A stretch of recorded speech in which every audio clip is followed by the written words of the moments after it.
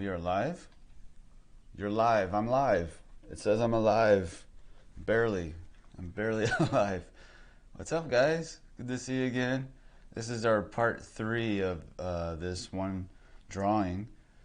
And I was really excited. You can see I worked on it a little bit last night. I couldn't help myself. It was sitting there across the room, and every time I came in the room, I would just stare at it and wanted to work on it. So I tried my best not to keep working on it, but I probably put in probably an hour just picking at it, and I made some video of it as well, so I can do like little promos on Instagram. But yeah, I really like it. I actually like the way it's sitting right now, where this is all undone, and there's a lot of detail right here. That's what I was talking about at the beginning when I was trying to figure out what plans I have for it. But yeah, we still got a lot to do. But might be able to finish early on this one today. And Simone, she asked if we could do, or if I could do like cartoons, I think. So I was thinking, how about we do, sticking with the portrait, we do kind of like character, make up different weird characters. I don't know. I was just thinking about that. So I might do that if we have time at the end. If not today, then tomorrow for sure, because that will be fun. And excuse me. And I think let's see, let's go over here. I gotta check my stream health and all that, make sure everything's good. Let's see.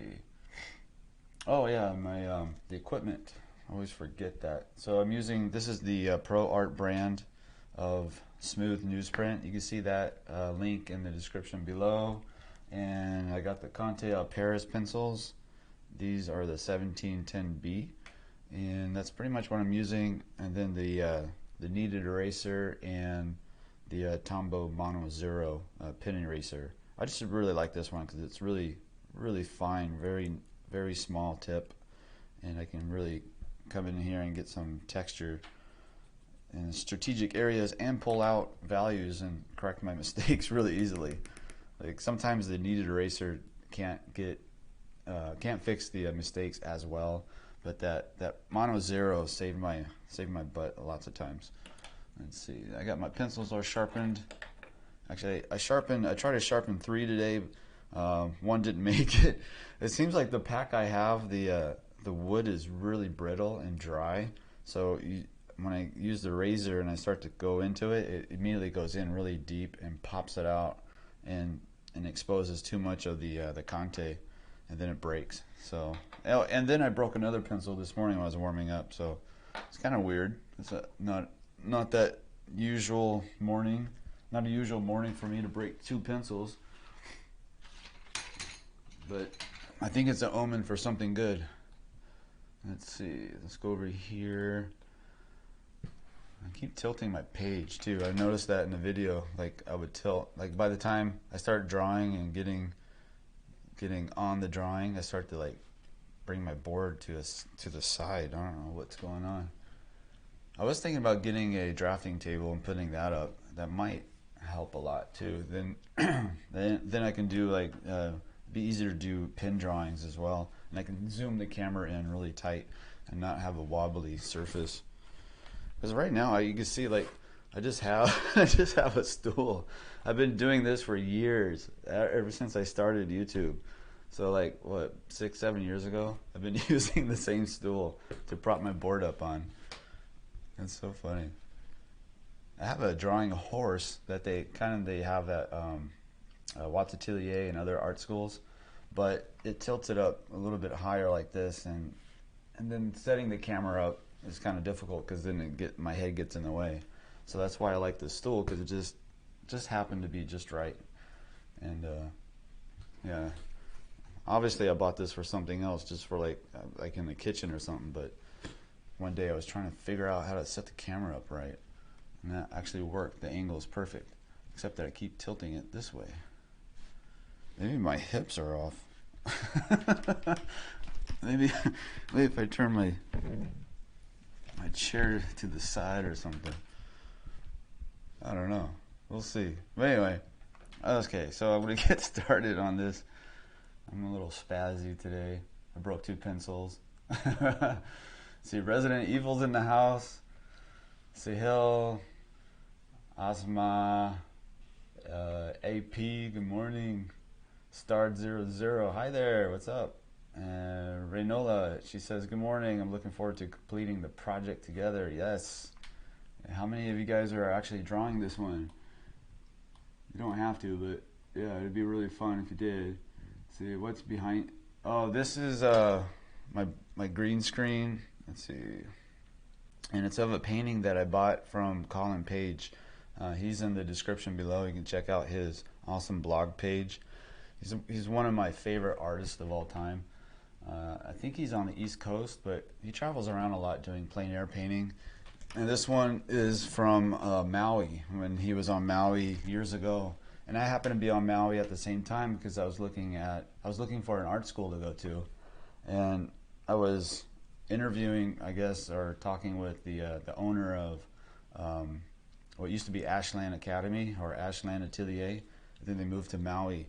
So I was talking to that gentleman, and I think it was after I visited that school on Maui, then I went to a pizza place, and then I was eating pizza, and I was looking out the window, and I saw this guy with a plein air setup, and I recognized him because I was following Colin Page on Facebook. So I ran across the street and talked to him a little bit, and then I found the painting later at a gallery, and then I got it. So it's like my favorite painting. It's on the north side of Maui. It's called 𝗖𝕗𝗱𝗄 Place. I don't know. Let me get out of the way. Let's see. Where is my? There. Now you can see it. So it's really cool. It's probably blurry in the image for you, but yeah, I really like it. It just pops so good. All the colors. He does like little squares, little blobs of color. He's a master of color. It's just crazy. So he's awesome. So anyway, let's see. Let's go. Oops, I just lost my reference. There we go. All right, so I'm going to continue working on this drawing.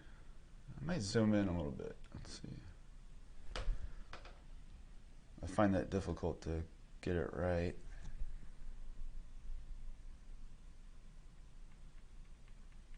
There we go.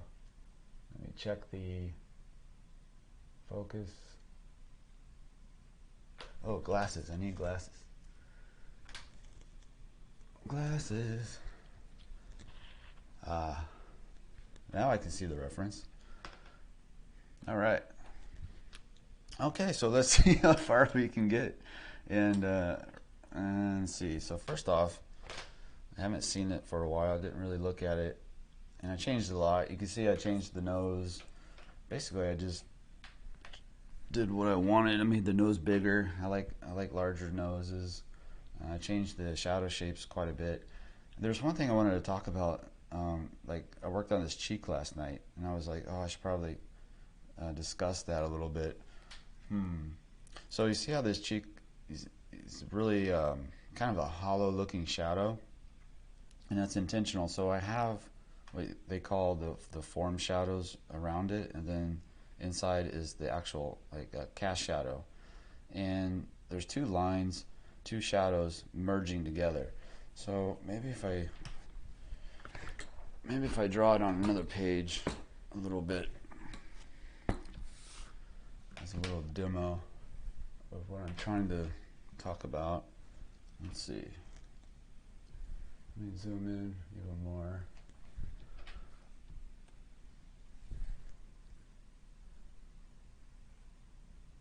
Okay, so that shadow on the cheek, there's a couple things going on. So first we have like this line for a cast shadow. So something's making a shadow and it's a really sharp edge. But then you have, let's do like some sort of round form. So you have a cast shadow going on top of the form. It's going to be a really crisp edge, right?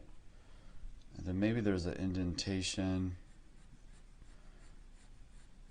Yeah, maybe I'll do like that.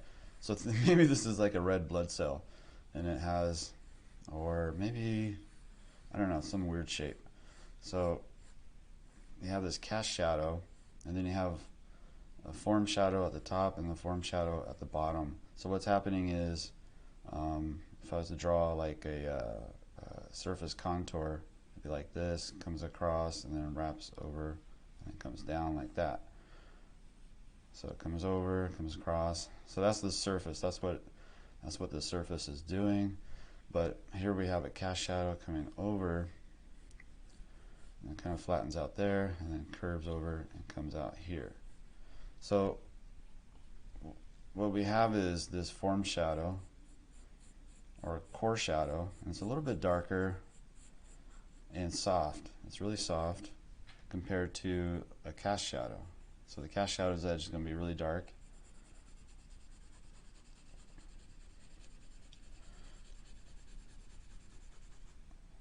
Here, I'll just blast all of this and pretend this is all in shadow on this side, so we can't see the other side of that form. But we have this nice form shadow on both sides, and we have a cast shadow. So what I was doing was, on the cheek, I was filling in this section here and losing that edge of the cast shadow. So I was connecting those two areas, those two pools of value, and trying to create like this hollow look.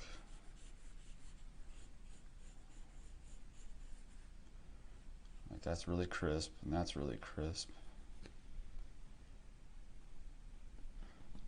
So what you're looking at is, you're looking at soft, medium, and hard edges. So we have a really hard edge here, we have a kind of medium, and then we have a really soft edge. And you can use those three to really push the feeling of the drawing, like how the surface feels to the viewer. And also looking for places where you can connect the different values together.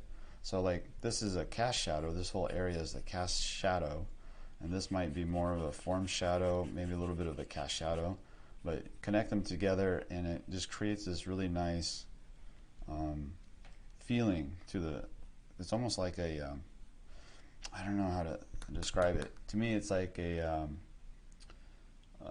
more soulful, it's like atmospheric feel. So again, you get the surface. If you were like a bug going across the surface, you would go around, come down, then come back up, like that. So that's just, I was just trying to give an example of how to use the three different edges, so like the soft, medium, and hard, and connecting values, connecting pools of value together to create like this really interesting kind of surface shape. So that's what I did on her cheek a little bit right here. So I have that, so you see on the reference, you see that really big cast shadow across the face. I didn't really like that. It's kind of distracting, at least for me it is. So I wanted to change that a little bit. So I have that surface contour going across, and then it drops off and disappears into that value pool, that pool of value right there, and then it comes up again. So you can see how this is a hard edge, and this is a medium, and then this is a soft, and then in between is kind of like this hollowed out shadow. So I don't know, hopefully that made sense. So that's my attempt at teaching. But that's what I look for throughout the drawing, is places I can lose edges and connect things together a little bit. So what happens is, during the process, there's like that push and pull, that trial and error, and like trying things out, and then it didn't work out, and then I change it and go back and forth.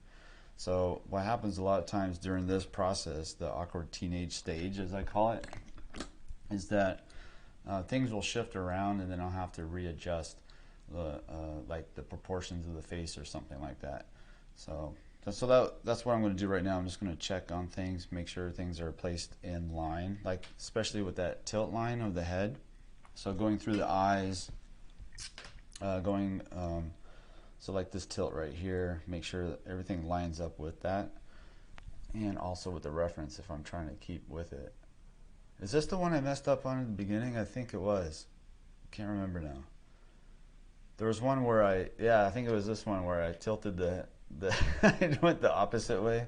Instead of going this way, I went that way. Right at the beginning, like the first 10 minutes of the drawing. That was like days ago. That was Friday. I think I started this one on Friday. Then I had the weekend, and then we picked it up on Monday. Today's the third day, so that's Friday. That was Friday. Wow. So we've been working on this, I guess, for a while.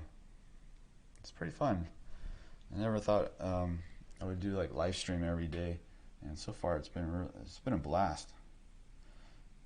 At first I was trying to do like a full drawing in one one sitting. It was a little too much, I gotta admit. Like a 4.5 hour live stream. I was toast after that. I was done for the day. I was so tired. I don't know if you saw those early ones from earlier in the year that are like 4.5 hours. I would take breaks right in the middle. I would just get up and go eat a snack and then come back. And people would be like, "Where did you go?" It's like, I can't sit here for 4 hours. Let's see. Okay, that looks good. Remember, I had to move her lips out further because I kept making them too far in. They're still, that's okay. Looks good. So I'm gonna pull out my maul stick, which is actually a flute. See, this is like a little bamboo flute from Eric the flute maker. I should put a link to his page. It's actually a really good flute. I don't want to torture you with it, but it's actually it's a very nice flute, and it's also my maul stick. Keeps my hand off the page. All right, focus, Brad. All right, yeah, Jana's not here to help me. Yeah, she keeps me on track, but she is working finally. Yay! Working in the other room on some projects. She's probably in a meeting or something right now. Let's see.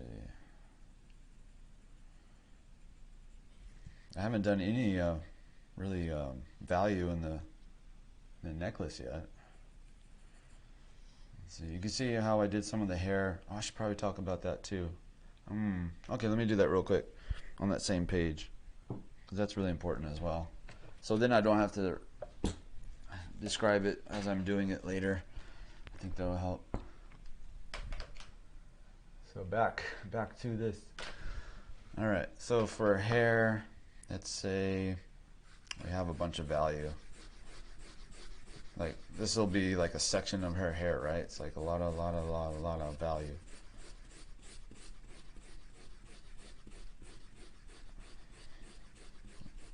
All right, so my method, and everybody's different, but I'll try to, I can either come in with my eraser and kind of pick out little areas like a coil, like our hair is like very, very curly, and I can pick out like little highlights kind of showing where those curls are, something like that. And then I'll take my pencil, and in a second here I'll come over, but I'm going to flick it, kind of get the edges, so you kind of build up. See how it just looks like a curl already? And then I can come in and hit the details if I want, right at the edge where the light and the dark meet.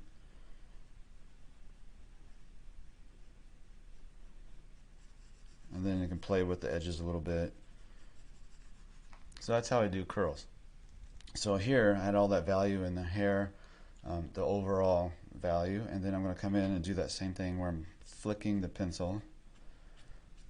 And this is actually how it looks when you do painting. When you got like a brush and you got some paint and you flick it, and it gives you that feathered look. So I'm going to do that over here. And try to create different shapes as well. You don't want it all to look the same.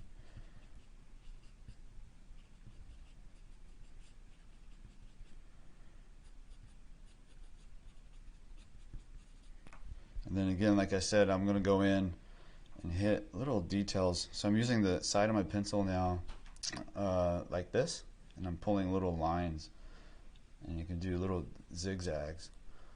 So this pencil has a lot of versatility to do it. So you can do like that, you can flick it and get little feathering shapes. You can pull really big broad tones like that using the side of the pencil, and then you can use it to draw very delicate little circles.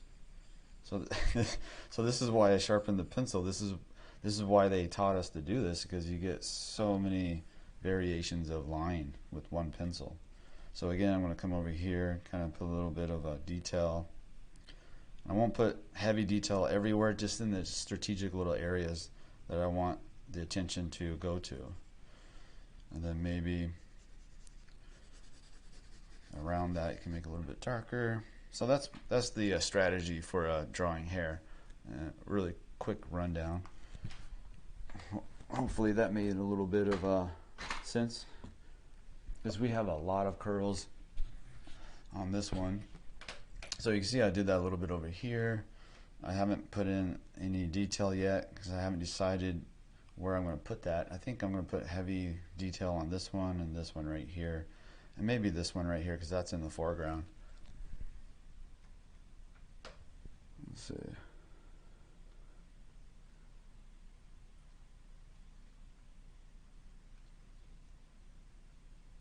Hopefully that's in focus. Looks like it. Did that make sense, guys? I kind of blew through that pretty fast, I think. Let's see. Yeah, how to draw curly hair. Let's see. Which I haven't done a video yet. I don't think, maybe years ago I did. But people keep asking. I should just do it. I should just do a quick video. Let's see. I think I will. I still got, what else do I got to do? I still got to do planes of the head for the drawing course on rhythms and planes of the head. Oh man, there's so much to do. I'm still working on a portrait of my friend Matt, and it's in a toned paper, and so I started it and I almost finished it, but I had to move so fast and I had to pack up and everything, and I had this set up and I was packing up at the same time, and it was just too much. It was too much. I just couldn't do it, so I had to put it off until I got here. So now I'm here, so I need to pull that back out. I'm going to look at the necklace and see the different cast shadows around it and try to kind of hit those little cast shadows lines, and I'm going to try to look for the occlusion shadows in that area. And my idea is to go pretty detailed up in here and here, but then down here I'll lose the detail a little bit and let it turn into more of a unfinished look. Basically, is what I'm looking for. Let's see.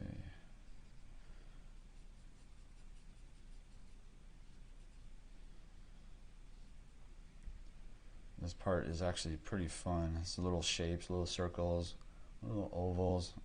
I threw in some straights in there.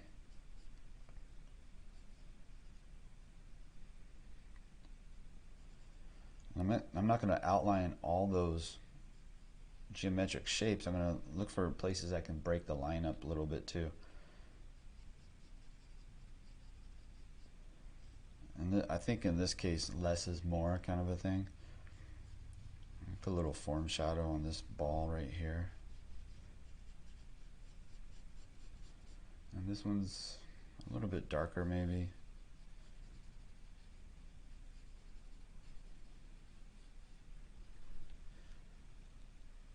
And pull out like a nice little highlight.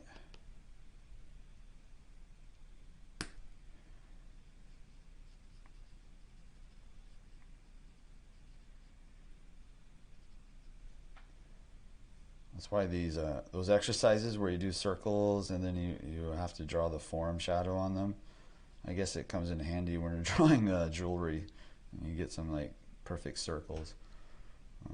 Those are tedious exercises, but they are really helpful. I have to admit. You gotta start somewhere. I just hated it when I was in college and I was taking art classes, and it was like a whole freaking it was like a whole semester of drawing geometric shapes. I just felt like the teacher just didn't want to teach. There was no inspiration. They were just there to clock in and get a paycheck.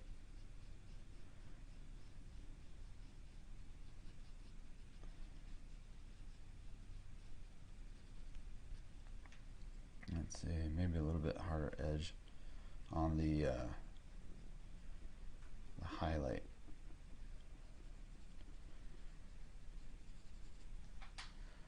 Let's see. I'm probably blocking the view, huh, with my hat.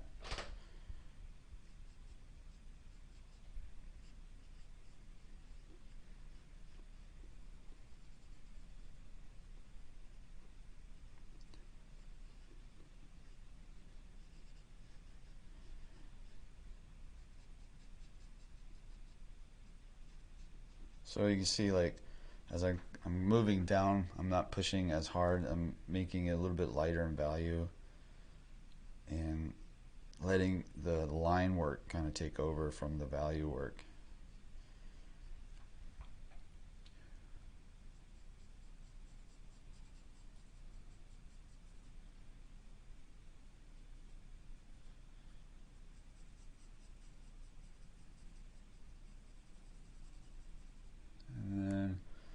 Sort of disappears.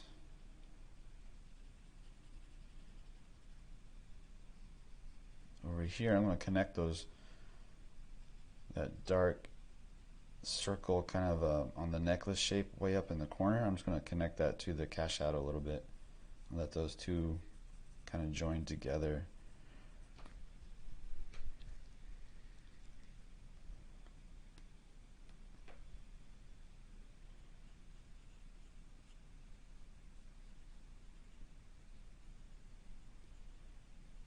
Try to hit those occlusion shadows. That's the shadow where it's most dark. That's where the reflective light doesn't really get into and lighten it up. It's a little bit of a darker area than anywhere else. I'm going to play with that a little bit. I don't like how dark it is, so I'll just push it down a little bit. I could probably put some value in her neck and chest area too.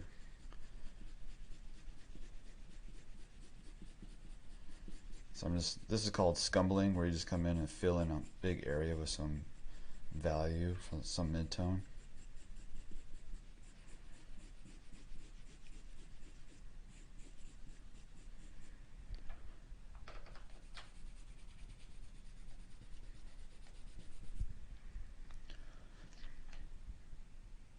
I'm not sure what to do with this shirt yet. If I should just leave it light.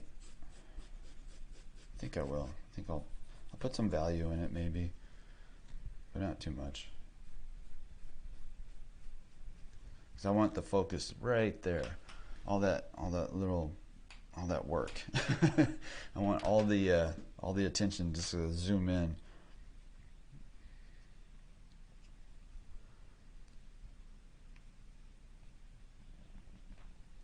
Let's do the other one. Of course, this is in a really tough spot because that's where my hand kind of rests a lot. So I gotta be careful. I gotta start using that maul stick. Okay, let's see what her necklace looks like. You can see I changed a lot.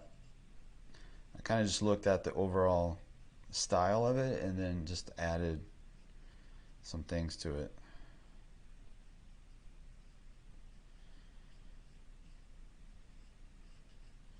I did like this shape though on this one, so I kept that one. It's like a flat disc. It's got that shape that I actually just did as an example I was talking about, where I said it looked like kind of like a red blood cell. Let's come down here,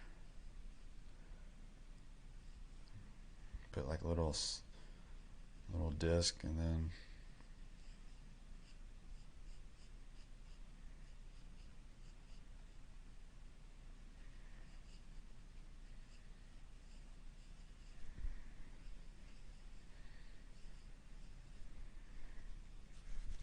Yeah, just like that. All right. Let's come back here, look for the cast shadows.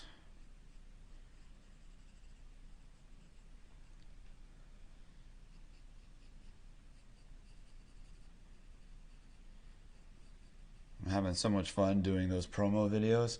I, excuse me, Janet, she told me about Mojo, the app, and she was using that to make my little promos on Instagram. And I really liked it. It was this whole time I've been trying to do it myself on this old program that I've been using for video editing for videos on YouTube.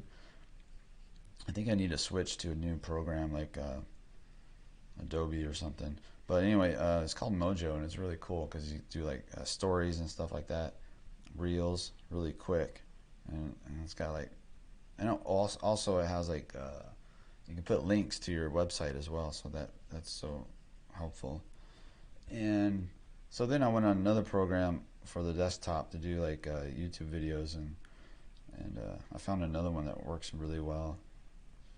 And it just, I don't know, this whole time I've been trying to do it by hand, and there's all these templates, and I'm like, oh my gosh, this is perfect.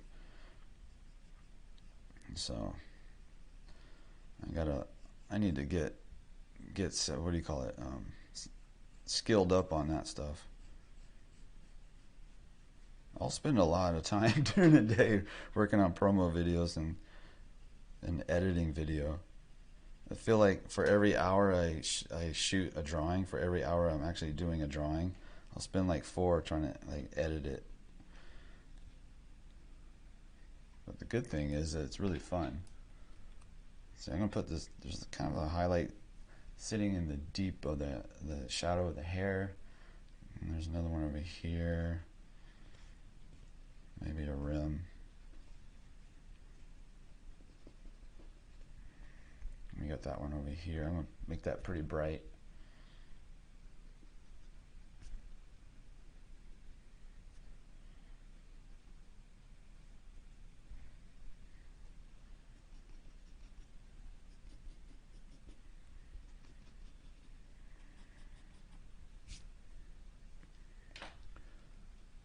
Then I can come over here and put a little bit of a hint of an edge to that ball.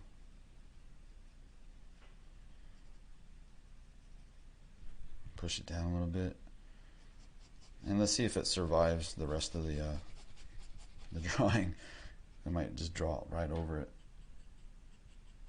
Get another curl right here.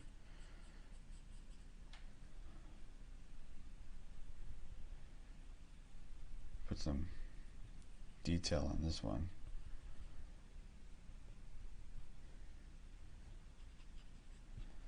So my idea was to not draw all the, like every curl on this one, was to leave most of it pretty soft looking and just basically blown out. So really like that look. But I'm going to go a little bit darker in this value.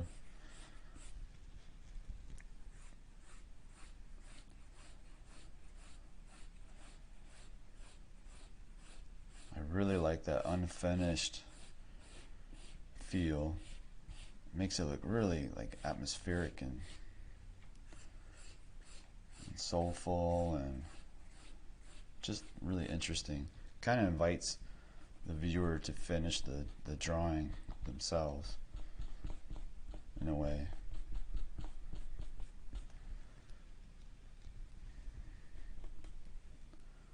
So we can put in some of these really cool curls up here.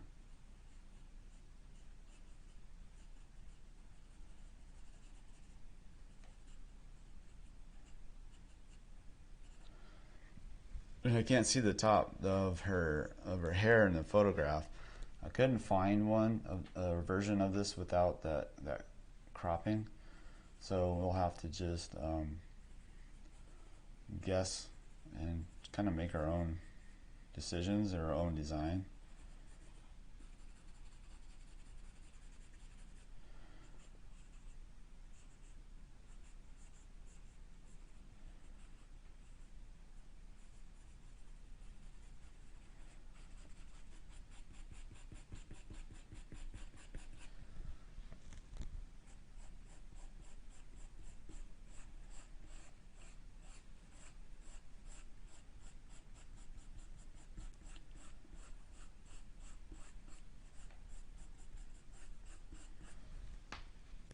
Oh, did you hear my elbow just pop? That was crazy. It got stuck for a second and it just popped right through. Weird. Alright, let's see.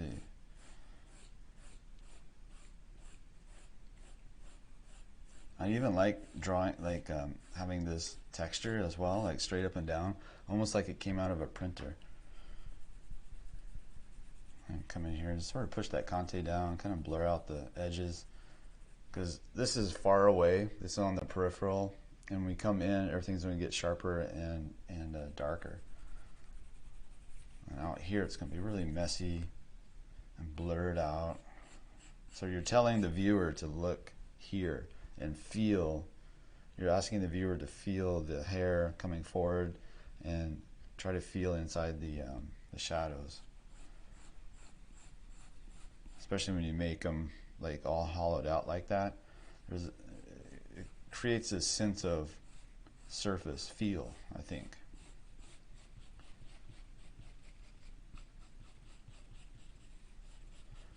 Again, keeping in with the overall form of the hair, it has like this shadow underneath on this side.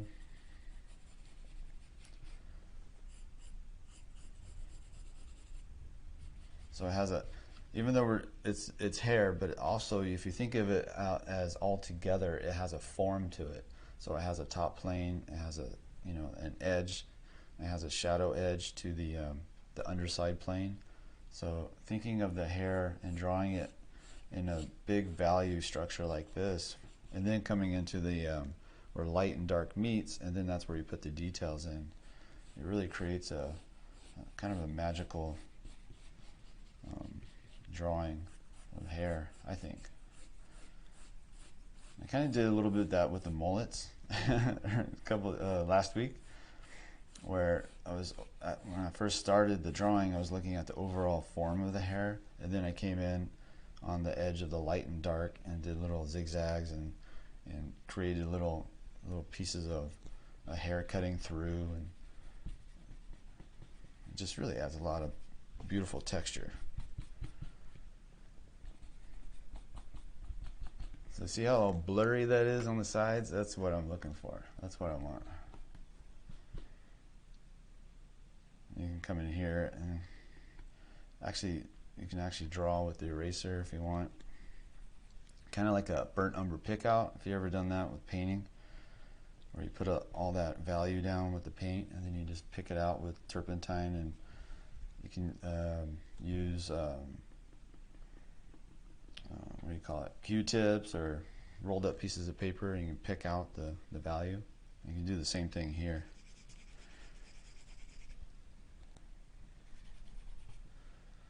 Let's see.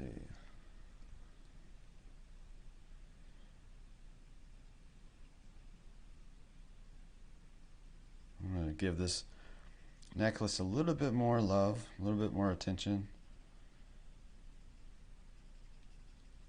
I want it to pop a little bit, especially next to this earring that's popping with that nice cast shadow.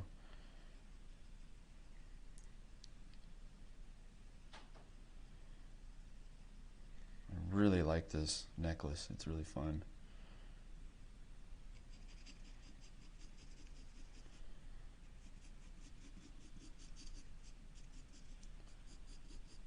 Yeah, I wish Janet was here to help me read the chat.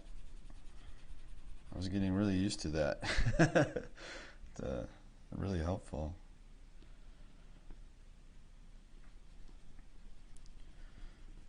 Maybe I can get her to help me on the weekends. Oh, I should probably talk about Patreon. So first I was thinking of doing Patreon only on the weekends, but then Janet was like, there's probably better to do normal live stream on the weekend and do like a Monday or Tuesday for the Patreon. And I think she's right. So I'm thinking about doing that. So live stream as normal, like now on YouTube, same time. So like I haven't decided if I want to do, I don't know. I think it's hard to decide. I think I'll do like normal live stream throughout the week, and then Monday will be for Patreons only. I think that's what I'll do. And I ordered a bunch of stickers, magnets, t-shirts. The stickers and the magnets, I think I'll start giving those away on the Patreon for the people who sign up for the, I call it the Wake and Draw Club.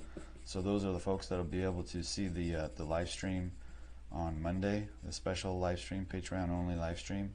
And I'm gonna do homework assignments for people and do critiques. So every week there'll be like a homework assignment, and I'll pick a couple of people each week to that want me to do a critique of their work and give them some personal attention to their drawings. So that's going to be on Mondays for Patreon. I just decided. And the rest of the week is on YouTube at the same time, and no changes there. But for Patreon only people, it's going to be on Monday and same time on Monday, and it's going to be a little bit, or actually way more attention on, I can do homework assignments, and then we can follow up the next week and see how everybody did. I can give critiques, and for the people who sign up, I'll send out some stickers and a thank you and stuff like that. So I think that'll be fun. I'm going to try that for a while and see how it goes. I was doing Patreon earlier in the year, but I was trying to do a new video every week in addition to the live stream and and YouTube, and I was trying to make a course at the same time, and it just, I bit off too much that I can chew, and I had to back off. So it's usually what I do. I try to do too much. Hence the live stream every day, which is actually pretty good because I do like a small section. So yeah, it's not bad. Let's see, Miggy Wiggy, Miggy Wiggy, what's up? I love your name. That's so cool. Miggy Wiggy. Let's see. Takes years to get that good. It does take a long time. Actually, it's, I don't know. When I first started, I knew how to draw a little bit, but it took me forever to do like a decent drawing. And looking back on those old drawings before I went to art school, they were okay, and that took me like a month for one drawing. And it's just because I didn't understand the anatomy, I didn't understand the structure of the head, and I was just solely looking at what I see, and it took a long time to adjust it. I would work on it every day, and I have to erase and redo, and turn it upside down, try to like see it in the mirror, just all kinds of like, because I just didn't quite understand the structure. But once I went to school and started studying the anatomy and the structure of the head, like Loomis and the Reilly rhythms especially, then that's when I started drawing way faster. So it wouldn't take like a week or 2 weeks to get a portrait. It would take like a day. Yeah, and so sticking. So I would say, keep watching the live streams and take notes maybe on the margins of your paper, different things I say, because what I say is I'm just repeating what I learned from art school. I didn't make this stuff up. This has been passed down for generations, and thankfully because of the internet, it's getting out there more. Like I can see my 𝔻𝕗𝕗 booklet over there, one of my notebooks that I always had with me, and every time they give it a demo in class, I would always try to write down at least one thing that they said that kind of like, oh, okay, that makes sense. I'm going to try that. One important piece of information per demo, per class, sometimes more than that, but I would always try at least one and write that down, and then practice that during the week. And that's how people get really good really fast at that school. So I'm gonna come over here. So there's like this edge where light and dark meet, and around through here. So that's our opportunity. That's where we're going to put in those little details, some curls, and pretty much just going to make them up. I'll look at hers periodically just to grab some shapes that I may like, but mostly I'm just going to have fun and design shapes. Like I like that hair over here. It's kind of a circle, but then it cuts back. It's like a nice cut back, and then it kind of curls, and then like a double curl. So I'm basically doing a combination of designing and also drawing what I see. I think that's probably the best description. And that's a little too dark, so I'll just push that down. So let's put in some highlight over here. Using my eraser, I can go straight, go across.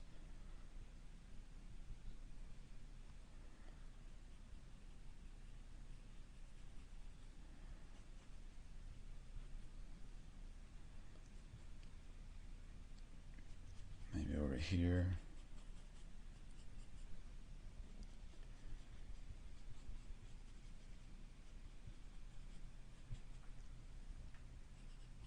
Man, I talk too much. I feel like I talk too much.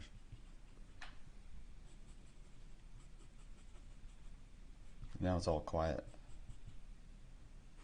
Except that I'm talking again.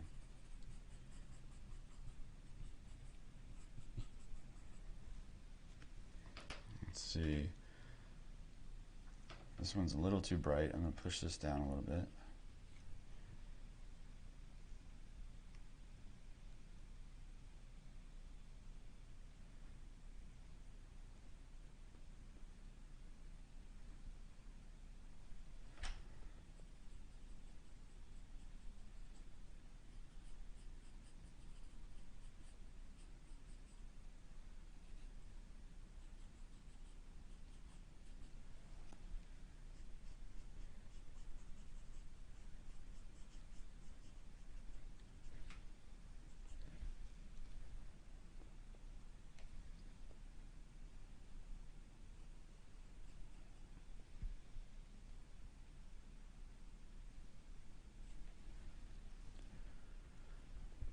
Let's see, let's go over here.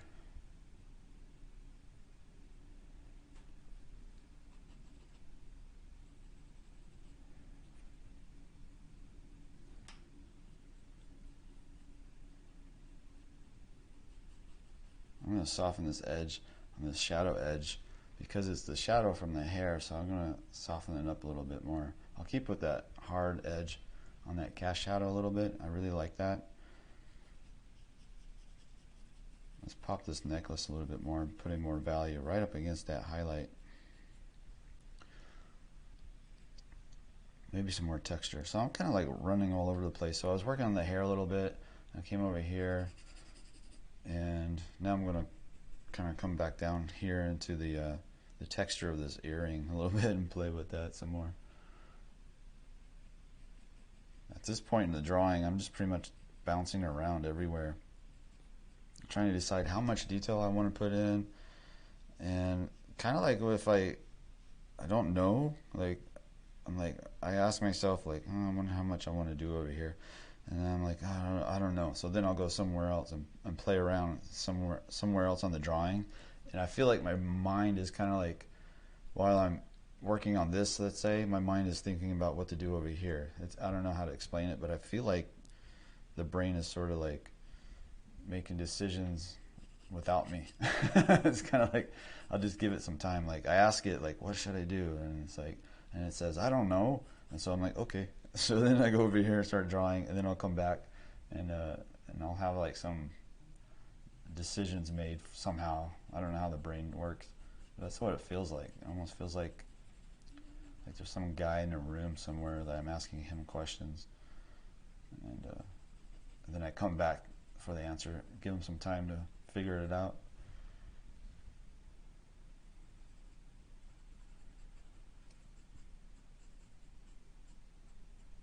So again, I'm using that little flicking motion of the pencil.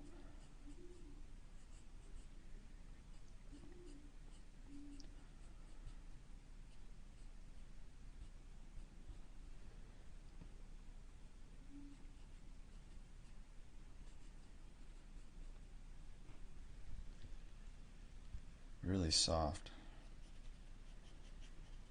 I like it. I'm gonna put a circle right here. Maybe, that's a little too much. Let's pull that back out. Put a little circle, little strategic circles here and there.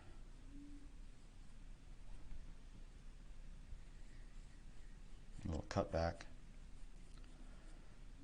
The cutback is where the hair kind of like, let's see, like back to this page, like the curl, like we have our curls, right? Like curls, whatever, very basic. But sometimes there's like a cutback, and then maybe it'll curl, something like that. Or we have coils. But what we might see to fake it really quick is to put like you can go like this, so there's like a little bit of a cutback. You can build up the value from there.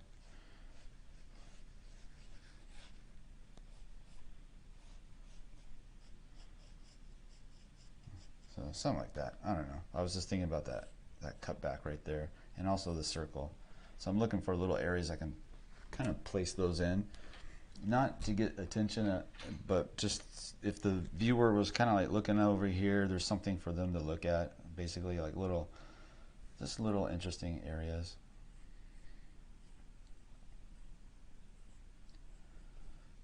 I don't like that one.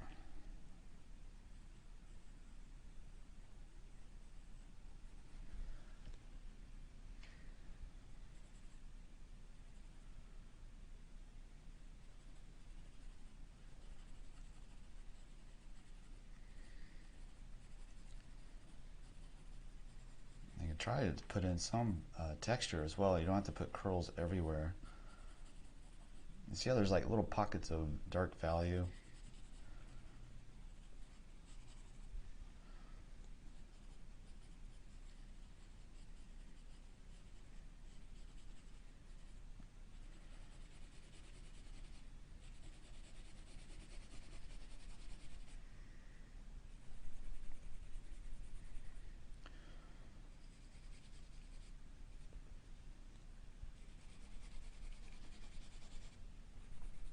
I'm looking at the computer as I'm drawing because it's like a really small image. I was talking about that yesterday. That's really helpful to see the overall drawing. Like I can see it here, but it's so big, it's like I can get kind of lost in the woods. But if I look at a little tiny square image, like a shrunken down image of the drawing, I can see areas with like hot spots, areas that are too dark or too light. Like this right here is way too dark. I need to push that down or make that area darker in general. So I can come in here and kind of push that down. And another way, the old way to do it is to squint down. So it's like to do like a relaxed, like squint, not like this, but like where your eyes are just sort of like relaxed a little bit or a lot.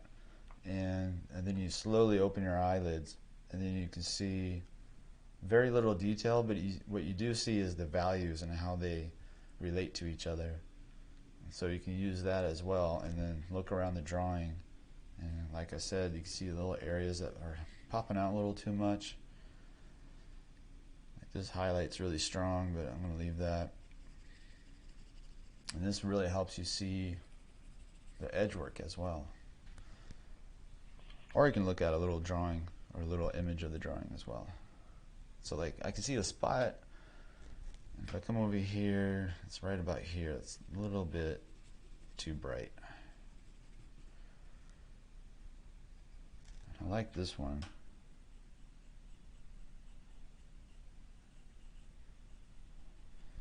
Put a little detail in that.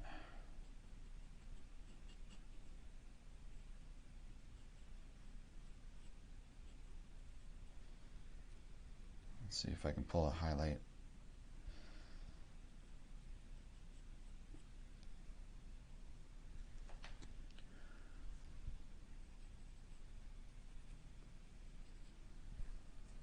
So most of the attention is right in the eyes, definitely the mouth, and and the shadows on the face. That's really good. Let's see.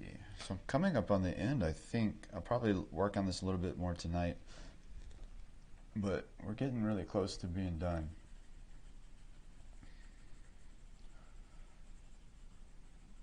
Because when I work on all the edges and try to really get them all locked in, it's really going to be boring because I'm not going to be talking at all.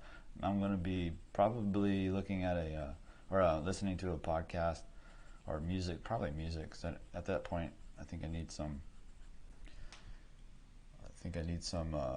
music to get me in the flow, and nothing with words really. So for me, like drawing, if I need to concentrate, I can listen to music with words, but it has to be a song that I heard like 1,000 times already, so the words don't matter anymore. Otherwise, it has to be like something instrumental, something just without any words. So definitely not like a podcast. That'd be a little distracting for to try to concentrate. But if I'm just trying to fill in little hot spots on the drawing, like I was talking about yesterday, where you take the drawing, you flip it over, and you're just looking to fill in little spots, kind of smooth out the surface, then I'll listen to like a podcast and just kind of zone out and listen to what they're saying.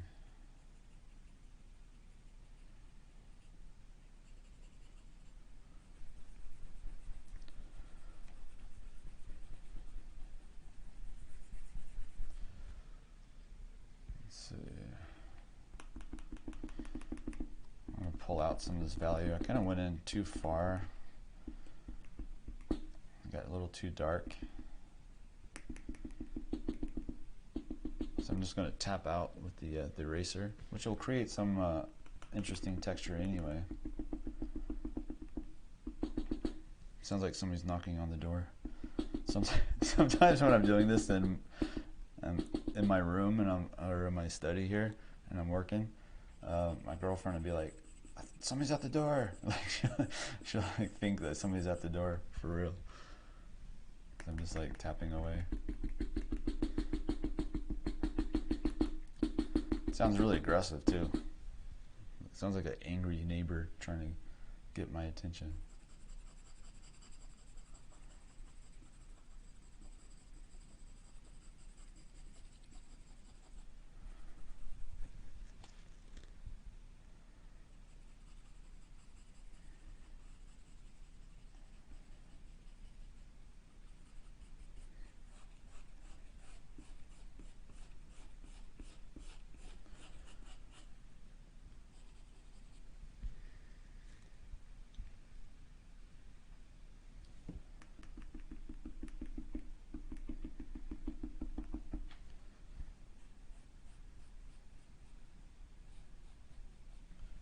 Using the side of my thumb because it was clean at that moment, and I can pull out some value using that. So you get a good idea of how to do the curls, and you can design as many as you want or as few as you want, and everybody's a little different as far as that goes. I'll probably add a little bit more later tonight down in here, and then a little bit up here, I think, or maybe I'll do it right now. Let's see.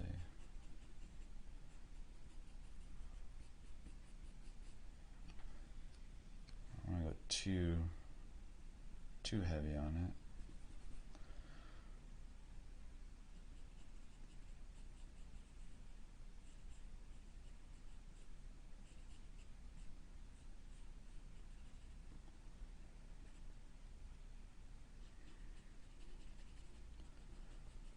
Sometimes you get kind of tired of doing curl after curl after curl. It's probably a good idea to then take a break and go on to something else and come back. I really like those cutbacks and then a circle somewhere. Those seem to really work together.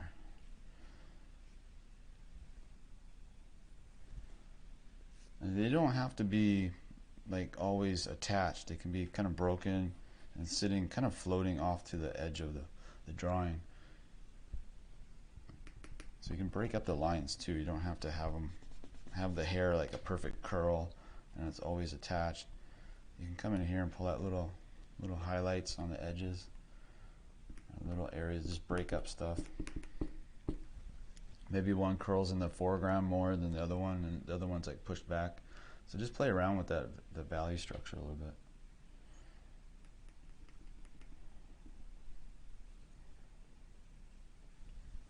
Let's see, who is in the house?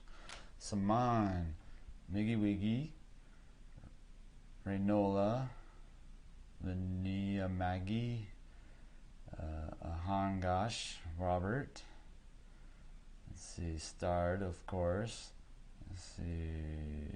All right, cool. Good to see you guys. What countries are we in? We got India, we got Brazil probably. Anybody from Germany? I think there was somebody from Germany, I can't remember. We used to have somebody from, a couple people from the UK, but I haven't seen them in recently. It's probably because of the time zone or something. Let's see. So it's good to see you guys. Let's see. I'm trying to read this.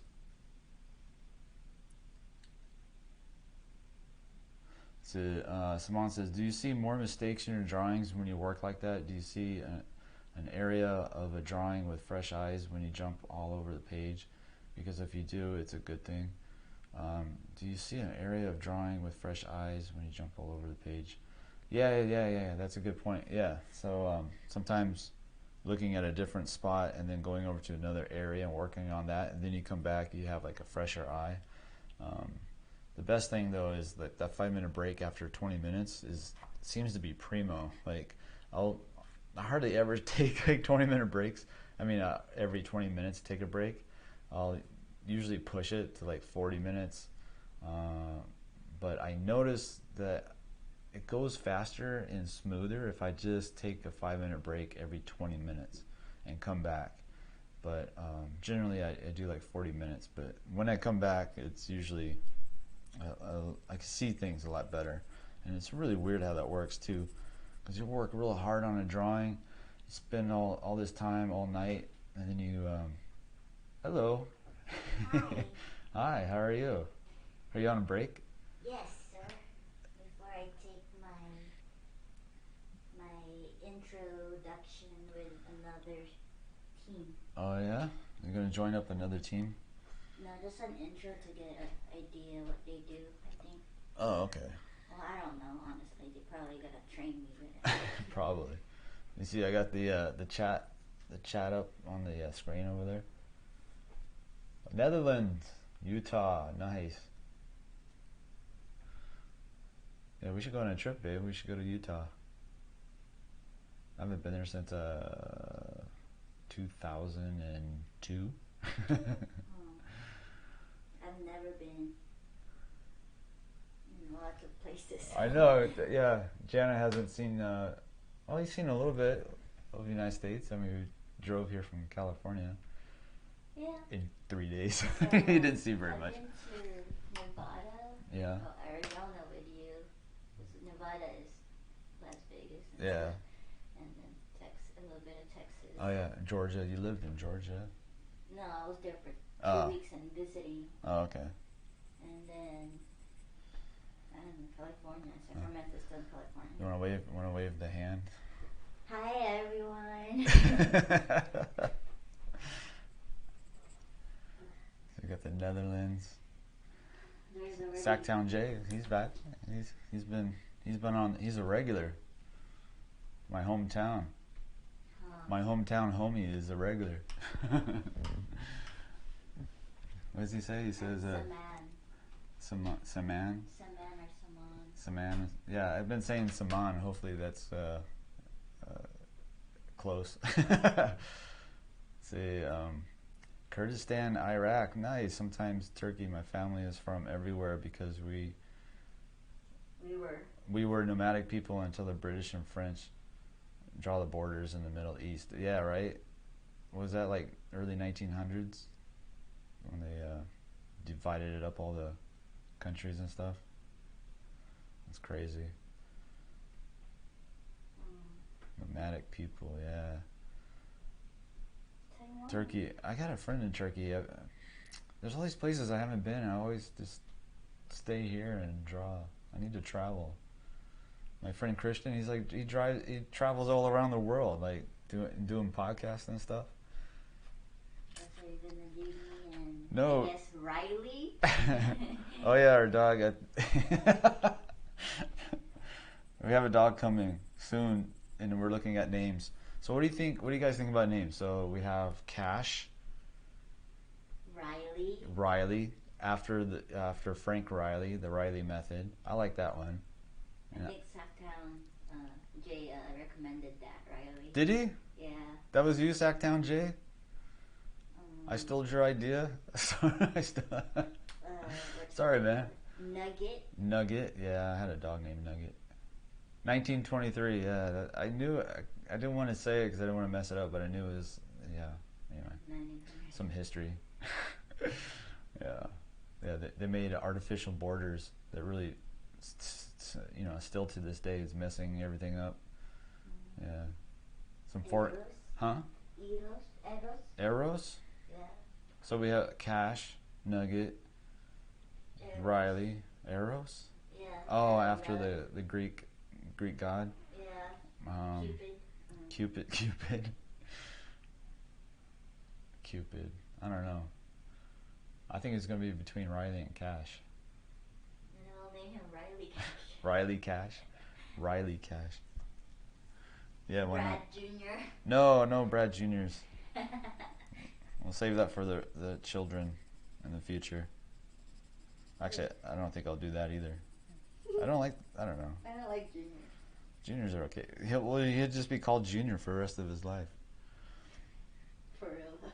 Probably. I don't know. My uncle is a junior, and his name is Victor Jr. Yeah. But everyone calls him Junior. Is that the same as going like Brad Jones the third kind of thing? Because some families, they have it like up to like 6, the 6th, the 7th. You're like, dang. Can't I just start at 7? Like name my kid like Brad Jones the 7th? Call him Watts after Jeff Watts. No way. That's actually my cousin's last name, Watts. Watts? I'll probably get sued. Watts. That's a good name though, actually. Hey, come here, Watts. Do you want some voltage? Voltage, yeah. Just name your dogs Watts and Volts. Volt? Ohms. Volt sounds good. Volts? There's a movie about that dog named Volt, right? Is there? I don't know. And he's like a fast dog. Like he's like Flash. He's like the Flash. Oh, yeah? There's a lot of movies I haven't seen. Except on Netflix. Apparently, I've seen every movie on Netflix. I'm so tired of Netflix.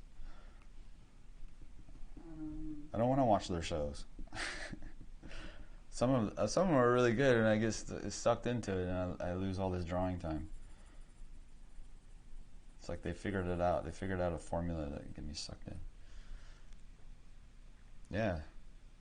We're going to draw some crazy heads in a minute, babe. Cool. Let's see. I got some cheat sheet on different shaped heads. Yeah, so after this one, we're going to do, where's my reference? We're going to do this cheat sheet right here. So I just pulled this off the internet. There's a bunch of different places you can find it. One of them is from Loomis. So this is for Saman, who wanted me to draw some cartoons, I think. And I figured I'd start with like cartoon heads. So I need some sort of base idea of how to manipulate the structure of the head. So give me some ideas. So we'll do that in a second, I think, or maybe tomorrow. I'm not sure because I'm already an hour 10 in. So yeah, maybe that'll be it for tomorrow. Let's do that for tomorrow. Let's keep this consistent. Now, where's my reference? I'm blind, babe. I can't see. There we go. It's actually looking so far. Freaky. Does she look like she's going out on the town? She's gonna go. Put my hair on. She's gonna go juking. Yeah, it looks like your hair actually, huh? Yours is like bigger though. No, right now it's frizzy. It's frizzy. That's I it. can't see it. I know, I covered it up. There it is. Call him, yes. Tim says call him Watts after Jeff Watts. K8 plus 1? That's a good idea. I should name it K8. K8 plus 1. What's that? That's starred. Yeah, what is that? K8. Now I gotta Google that.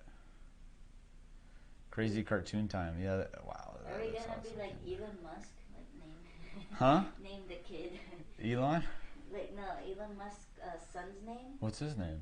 It's weird. Is it? Yeah. I don't know. Is it like Michael Jackson? Didn't he name his kid Blanket? Oh no, it's like Apple? Just look it up. Just look it up. It's like the most creative, artistic, creative music guy ever, and he named his kid like something really, just like an object. Like in the room. Well, we're gonna name him Nugget. Nugget, that's true. Or Nugget Peanut. I don't know. Watts is a good idea, but then I'll have to text Jeff and tell him that. By the way, I named I named my dog after you. Or Proco.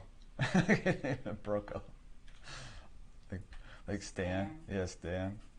You'd probably get a kick out of it. Hey bro, I'm gonna name my dog Proco. Yeah, Stan's got like the best sense of humor. We can tease him. You going back? No, right. You're still on break? Yeah. Okay. Man, she's been working hard. Learning a new system, got a new team at her job, so she's in meetings half the day trying to, get caught up on everything and how they do it. So she's doing really good. She's really smart. She sees things. She sees strings, as we say.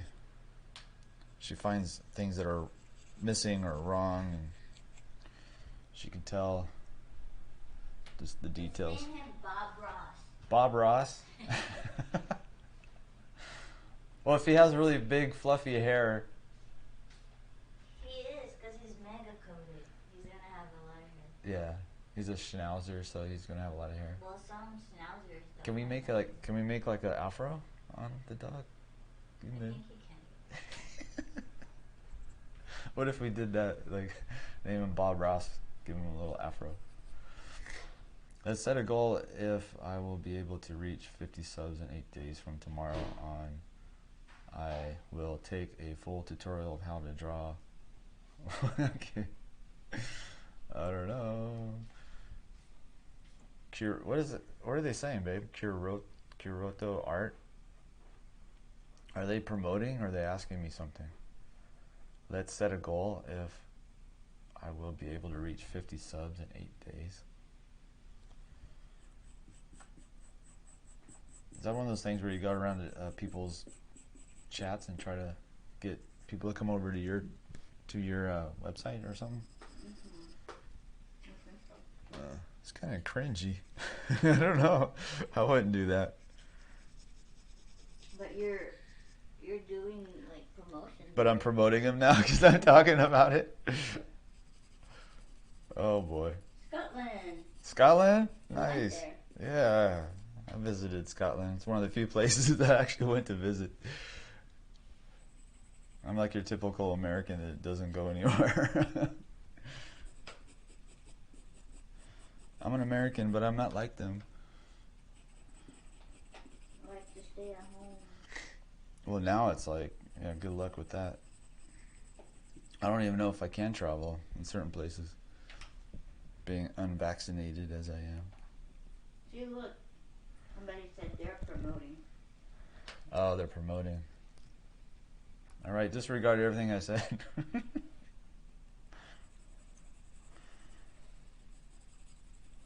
Yeah, that seems kind of cringy. Block them. Why don't you just come and hang out and draw with us? Why you gotta do that? You know? Yeah, come on, man. All right, I just promoted you, so please share my video. Share my video. Yeah, man, come on. I just talked about you by accident, but still, I talked about you. So do me a solid and share me. That sounded weird. Block them. That creative girl says, block them. How do you block? I don't even know. Actually, I should know. I think I blocked one person. Ah, that girl. Yeah, I'm gonna Brilliant diva. Brilliant diva. I think I blocked them. Whoever you are. Maybe I didn't. I don't know. You can't see the haters anymore. Except on the stories, you can see the haters on the, or not the stories, the shorts. You can still see the thumbs down on the shorts, which is kind of funny. They're saying when is the next start? The next what? Next class. Oh, every day, 9 a.m. Central Time. So that was an hour and 15 minutes ago when it started. So I do that every day. And babe, I decided Monday will be Patreon only. And I'm going to do like a sticker giveaway here and there during it. And also a homework assignment. So hopefully... You have homework? Yeah, I'm going to give them things to do, and then I'll look at their work the following week. Critique it? Yeah, if they want me to. If they want. That's good. And these will be like real critiques, not like, oh man, that's awesome, you did great. I'll do that because, you know, but I'll also like try to help guide, you know, if there's something like glaringly wrong or something. Yeah, something. Eyes too far apart. Yeah, it really helps to have like as much as possible to get like immediate feedback. That's why art school is so good, when you have like teachers literally looking over your shoulder as you're drawing and then helping you in real time. Like, oh, what did you do that? You got to move that over. It's like, oh, okay, thanks. Yeah, because I hate eyes. And I can't do it. You hate eyes? I can't. Remember I drew one, I can't even. Oh, that's right. The one that, yeah, you covered it with like a shadow, right, from the hat. And it actually looked really good, so who cares? I used to do that with ears. I couldn't draw ears for anything, and I used to always like try to draw hair covering the ear. Hey, look at this one. There's no ear. I could draw ears, I swear. Okay, let's go back. All right, babe. Love you. I love you too. Bye, everyone. See you next time.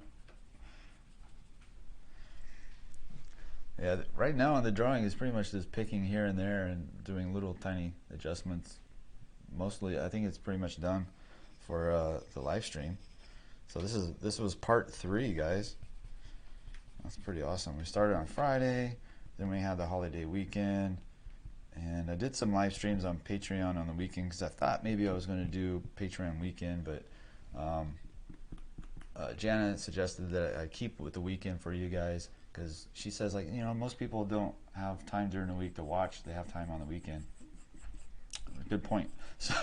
So I'm changing it now and I'm making the weekly exclusive Patreon live stream with critiques and homework and little giveaways. That's going to be on Monday only for Patreons. $8 a month. Bye, babe. $8 a month. Get you full access. And plus, there's another tier.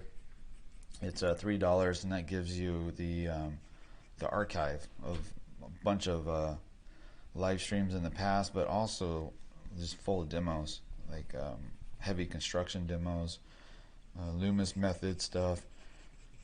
There's a ton of videos in the archives. They're actually like pretty much, basically it's just a drawing course, just not set up as such. They're just like head drawing courses and some figures as well.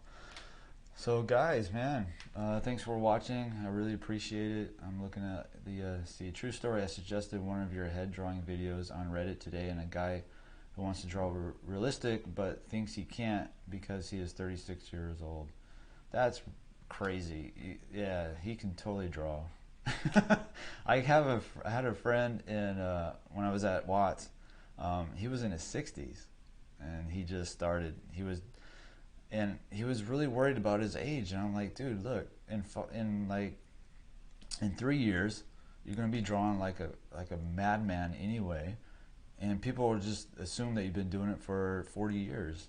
Like, you're gonna look like a master because now you got gray hair already, so you're gonna look the part. Nobody knows it just, you know, when you started. It's kind of funny. It's like a head trip, because my entire life I thought I was too old to do whatever it was I wanted to do. It's sort of like a way to make an excuse, I guess, to like not do it. It's like a little thing that our brain tricks us with. Because I remember when I was 27 years old, I thought I was old as shit. I thought, you know, I was done. Like, college. It's too, I'm too old for college. I'm too old for this. I'm too old for that. And it's just not true. It's like, look, I mean, now I'm like 47. Like, that's crazy. It's been 20 years. I went through pharmacy school and then went to art school. Like, I took a crazy side path. So, and then came back. So, yeah, now look at me. I'm doing live streams. I'm doing live streams on YouTube. So, tell that dude that's 36 years old that he's not too old. He's 11 years younger than me. Like, come on. Yeah, that's crazy. Let's see, on the East Coast, 11 a.m. Nice, William Pinza. Good to see you, man.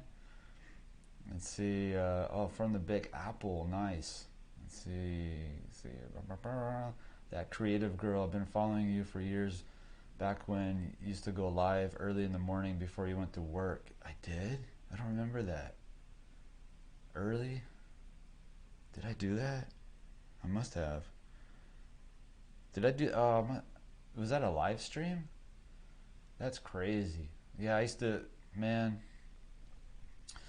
work so hard, like trying to like get some drawing time in before work, so that makes sense. I kind of remember that. I have to look at my old videos. That's pretty crazy. I wonder how many years ago that was. Was that last year? I don't know. But yeah, anytime I would draw before work, and then I'd be at work and I would draw little sketches in my notebook at work. And then when I got home at night, I would draw some more. So it was pretty crazy. I was trying to get to that level, get to going from like a student to like somebody who knows something at least. 60, yeah. Yeah, you thought you started late at 22. Give me a break. You're doing great. See, Sacktown Jay said he started late himself. I'm brand new. That's why I really appreciate when you go over the basics. Dude, the basics are everything. That's where all the success comes from. It comes from the fundamentals. Absolutely. Let's see. I think Michael Jordan said that. He had a quote that was something to the effect of something like the success comes from the fundamentals, or something like that. Let's see. Yeah, thank you. Yeah, I'm over 40, that's for sure. Yeah, definitely. Let's see. Maybe it was pre-recorded like 4 years ago. It could have been live. I tried it a few times. I really did. I was just experimenting. Oh, maybe it was that Google Plus when that was around? That might have been that too. I don't know. I did all kinds of things. I would do it for a little while, then work and life got in the way, and then I had to like drop it. Yeah. So anyway, all right. So tomorrow I'm going to do cartoon heads. Let's see how that goes. Like makeup stuff. But I'm going to use this reference sheet. I'll post the link to it on tomorrow's live stream. Where did it go? Let's see. The reference? Nope. Okay. There it is. So like, I just pulled that real quick off the internet, and I'll probably try to find some other ones, but like different shaped heads. So I think what I'll do is I'll draw like odd shapes and then try to turn them into heads, and then hopefully from there I'll get creative and design some interesting characters. So I haven't done that in ages, so that would be really fun to do. So that's the mon suggestion. So we'll do that tomorrow. Just crazy head day. Some crazy cartoons, crazy shapes. Loomis talked about it in his books. starting off with like, you know, a square, more of a square shaped head, then worked from there, then maybe like I think he had like a triangle head, upside down triangle, so different ways to start off. Basically just shaking up your creative juices, I think. So that'd be fun. So we did like this super traditional, high-end kind of like fine art thing, and then tomorrow we're going to do crazy cartoon heads. So look for that. So thanks again, guys, and remember, you're not too old. Come on, man. Actually, I had a friend in undergrad school. At first, she was my teacher. She was my Latin teacher. She was a really old lady, really interesting, very fit. She was a acrobat in the circus when she was younger. So she had a really good posture, just a very, very pleasant person. And she's really old. And she was teaching us Latin. But one day I was walking through the hallways, going to another class, and I passed the classroom and the door was open, and I saw her sitting in the front row of a class, and she was taking, I think she was taking Japanese or something. It was some. I was like, what? Like, what are you? And she's like, yeah, I'm always like learning new languages. I'm like, oh my God, that's so awesome. So I always remember her when I think like I'm too old. So you're never too old. Just keep moving forward. Whenever you got thoughts like that, just keep moving forward. See, that creative girl says I'm 41 and I got into art in my late 30s. Yeah, man, that's what I'm saying. Keep moving forward. Keep drawing, and come back tomorrow and check out the head drawings. All right, thanks, guys. This was really fun. I had a real blast today, and tomorrow will probably be real fun too. So thanks again. I really appreciate you guys, and I will see you tomorrow. Bye.